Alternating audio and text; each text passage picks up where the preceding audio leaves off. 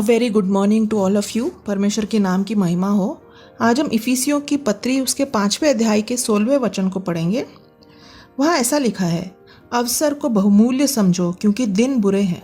English में ये कहते हैं, इस वर्स लिखा है रिडीम द टाइम, मतलब टाइम को बर्बाद मत करो। अवसर बहुत बहुमूल्य है। हमें जो अवसर आज मिल रहे हैं वो बहुत बहुमूल्य है। जैसे अभी हम देख रहे हैं कि हमें जो परमेश्वर के भवन में जाने का जो अवसर मिला था ये कोविड पैंडमिक के आने के पहले तक, वो कितना बहुमूल्य था। हम में से कितने लोगों ने परमेश्वर के भवन में जाने से कहा होगा कि मुझे बोर होता है, मुझे कंटाल आता है, ऐसा बोल के हम में से कई लोगों ने चर्च नहीं अटेंड किया होगा। लेकिन आज हमको वो उसकी कीमत पता चल गई जब हमें घर में बैठना पड़ रहा है और परमेश्वर के वचन से हमें जूम में सुनना पड़ रहा है, जहाँ हम दूसरे परविश्वासियों के साथ मिल नहीं पा रहे हैं। तो उसी में आप देख सकते हैं कि अवसर कितना बहुमूल्य था और वो अवसर हमारे हाथ से निकल गया। अब वो अवसर कब शायद वापस कभी ना आए, क्योंकि ये सिचुएशन पता नहीं कब ठीक होगा। परमेश्वर की इच्छा हो तो ठीक हो जाएगा, लेकिन लगता है कि ये दुनिया ऐसे ही चलने वाली है, क्योंकि परमेश्वर के लिए बहुत नफ़रत इस दुनिया में है।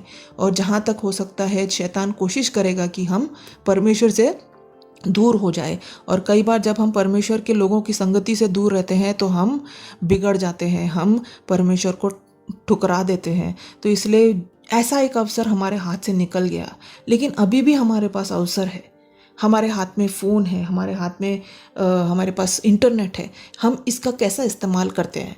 क्या हम ये फ़ोन और इंटरनेट को लेकर मूवीज़ देखने में, दुनिया के गाने सुनने में, क्रिकेट देखने में, फुटबॉल देखने में और डांस देखने में और गाने सुनने में, इसमें बर्बाद कर रहे हैं कि हम परमेश्वर का वचन ढूंढ ढूंढ के सुन रहे हैं?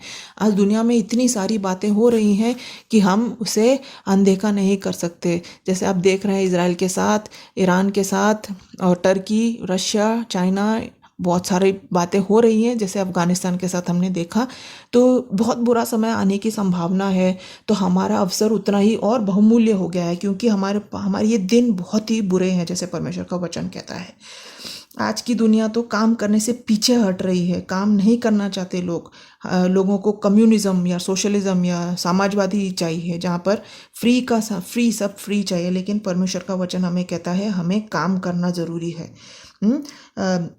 तो बिना काम कर आलसी रहना परमेश्वर को बिल्कुल पसंद नहीं है। परमेश्वर का वचन प्रोवर्ब्स की किताब में आप बहुत जगह अगर आप प्रोवर्ब्स की किताब पढ़ोगे तो वहाँ पर आपको पता चलेगा कि कितना परमेश्वर को आलसपन से नफरत है। तो हमें आलसी नहीं रहना चाहिए। जितना हमारे पास समय है उसमें हमें काम करके कमाना, दूसरों की मदद करना, दूसरों से प्रेम रखना और दूसरों के लिए, परमेश्वर के लिए हम क्या कर सकते हैं वो हमें सोचना है। हमें ये याद रखना है कि परमेश्वर ने काम को कभी श्राप नहीं दिया। काम को श्राप दिया था, लेकिन काम जब परमेश्वर ने आदम को बनाया था, परमेश्वर ने उसे आदम की वाटिका में जो रखा था वहाँ पर परमेश्वर ने उसे काम करने को कहा था। क्या कहा था? कि वो बगीचे की देखभाल करे। तो परमेश्वर ने वो आशीषित स्थिति में भी मनुष्य को काम दिया था। हम में से कई लोग सोचते हैं कि काम करना श्राप की वजह से हुआ। नहीं, काम श्राप की वजह से नहीं आया। जो पाप का परिणाम था, क्या था पाप का परिणाम? कि हम बहुत मुश्किल से काम करके, अपने पसीने बहा के हम काम करके अपनी रोटी जमीन से उगाएंगे। वो था श्राप। काम करना श्राप नहीं था। परमेश्वर ने आदम को उसकी गिरी हुई स्थिति के पहले ही कहा था कि उसे बगीचे की देखभाल करनी है। या ये आप उत्पत्ति की किताब 2 अध्याय के 15वें वचन में पढ़ोगे। तो काम करना एक आशीष है। आलसपन और समय की बर्बादी, समय व्यर्थ करना पाप है परमेश्वर की नज़र में।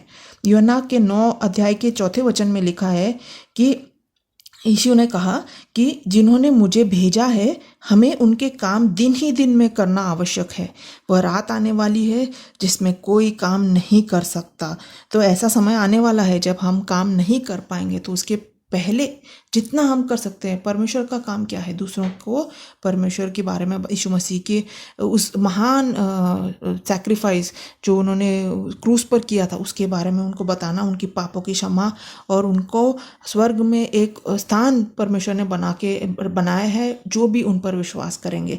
ये सब हमारा काम है, ना ही सिर्फ दुनिया का काम। हमारा दूसरा काम है परमेश्वर के बारे में दूसरों को बताना। परमेश्वर का वचन कहता है कि हमें क्या कहा गया है कि पूरी दुनिया में जाकर मेरे बारे में दूसरों को बताओ। और हम ये परमेश्वर यीशु मसीह के जीवन में भी हम देखते हैं कि वो भी एक बड़ाई थे। वो कभी उनकी मिनिस्ट्री, उनकी सेवकाई के पहले के दिन उन्होंने बड़ाई की काम में एक दुकान में अपना ज़िंदगी बिताया था। नासरत के में उनका अधिकतम समय बीता था। फिर प्रेरित पौलुस भी हम देखते हैं कि वो तंबू बनाते थे, वो व्यर्थ नहीं बैठे थे। जब वो मिनिस्ट्री कर रहे थे तो साथ साथ में वो तंबू भी बनाते थे। उनकी सेवकाई का यह महत्वपूर्ण अंग था। तो पाप का परिणाम क्या था कि हमें अपने पसीने से काम करना पड़ेगा। वो आप उत्पत्ति के 3 अध्याय के 19वें वचन में पढ़ते हैं। तो इनफैक्ट हमें अनंत काल में भी काम करना पड़ेगा। क्या है हमारा काम? प्रकाशित वाक्य के 22 अध्याय के 3 वचन में लिखा है कि उनके दास उनकी सेवा करेंगे। तो हम स्वर्ग में भी परमेश्वर की सेवा करते रहेंगे। तो काम करना एक आशीष है। ये हमारे सृजनात्मक जो एबिलिटीज़ है उसके लिए भी बहुत ही ज़रूरत है। जो परमेश्वर ने हमारे अंदर जो क्रिएटिविटी दी है उसके लिए भी यह बहुत ही आवश्यक है कि हम काम करें। परमेश्वर ने हमें एक प्रमुख तरीके से सृजा है। हम परमेश्वर के प्रमुख बनाए हुए सृष्टि है। तो हमें परमेश्वर ने बुद्धि दी है। वो बुद्धि इस्तेमाल करके हमें अपना समय सही तरीके से उपयोग करना है। जब हम कठिन परिश्रम करते हैं ना, तब हमारा दिमाग और हमारा शरीर दोनों अच्छे तरीके से काम करता है। आप देखिए, कभी आप जब बहुत ही थक जाते हो अच्छे से काम करने के, तो आप बहुत खुश रहते हो, क्योंकि हमारी जो बॉडी है परमेश्वर ने काम करने के लिए बनाई है। हमारी बॉडी बिना काम के नष्ट हो जाएगी, हमारी बॉडी बीमार हो जाएगी, हमारा दिमाग इधर उधर जाने लगेगा जब हमारा टाइम फ्री बहुत होता है। तो दूसरा, हम जब काम करते हैं तो हमारे पास पाप करने का समय नहीं रहता। हमें जब वक्त ही नहीं है तो हम पाप के बारे में सोचने का भी वक्त नहीं मिलता हमें। मतलब जब हमारा दिमाग खाली रहता है तभी जाके हम दूसरों की गलतियां, दूसरों की बुराई हम सोचने लगते हैं कि उसने मेरे साथ ऐसा किया, इसने मेरे साथ ऐसा किया, कि मैं उसको कैसे ऐसा बताऊं कि वो समझ जाए। ऐसा गुस्सा, ऐसे कई चीज़ें हमारे मन में तब आते जब हमारे पास बहुत व्यर्थ का समय होता है। तो हमें जितना हम ज़्यादा काम करेंगे उतना हमारे पास पाप करने का समय कम रहेगा। और दूसरा पाप करने का तरीका क्या है? बेकार में हम मूवीज़ देखते बैठते हैं, यूट्यूब में वीडियोस देखते बैठते हैं, जिससे हमारा दिमाग और ख़राब होता रहता है। इससे अच्छा है काम करिए। एक आइजक वाट्स करके एक परमेश्वर के सेवक ने कहा है, शैतान कोई ना कोई हानिकारक कार्य आलसी हाथों के लिए ढूंढ ही लेता है। तो याद रखिए, शैतान वेट कर रहा है कि आपके हाथ कब आलसी हो जाए ताकि वो आपके हाथ में एक पाप पकड़ा दे। तो आपके हाथ कभी भी आलसी मत रखिए, हमेशा व्यस्त रखिए।